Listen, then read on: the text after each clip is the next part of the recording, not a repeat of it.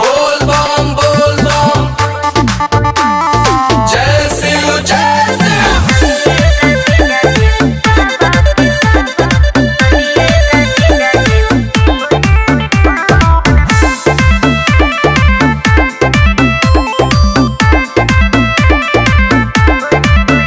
हवे सावन के महीना पानी बरसता, मन बाबा के दर्शन खातिर तरसता।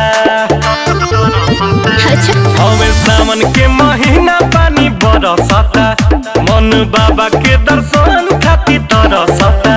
लागे भीड़ होई जाई असु गेट से ही, असु गेट से ही। भले पहुँचेंगे देव घर लेट से ही, बाकी चलिएगा जीजा जी बुलेट से ही।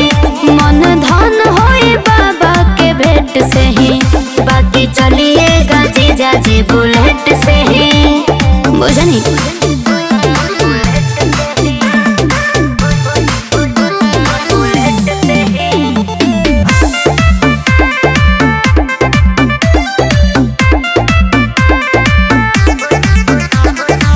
पूरा कवरियन से रोड रही बीजी, गाड़ी चलावल ना भीड़ में बाई जी। सब बुझतनी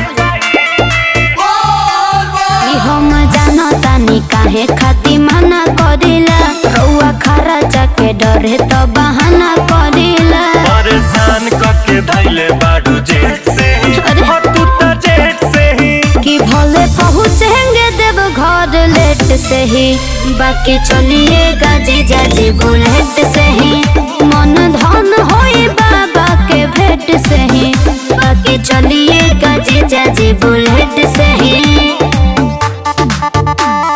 बोल बम जय शिव जय शिव।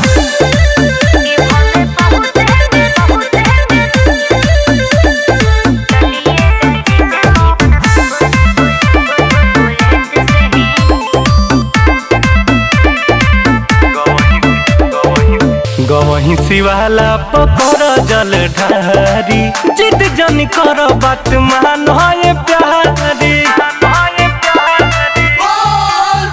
एहो जीजा जी रितेश कैसे कहतानी जी, काहे बलिया विकास जैसे करतानी जी। गेरुआ के सेट से ही, सच हो सेट से ही। भले पहुँचेंगे देव घर लेट से ही, बाकी चलिएगा जीजा जी बुलेट से ही। मन धन होई बाबा के भेंट से ही, बाकी चलिएगा जीजा जी बुलेट से ही। भले पहुँचेंगे देव घर लेट से ही, बाकी चलिएगा जीजा जी बुलेट से ही।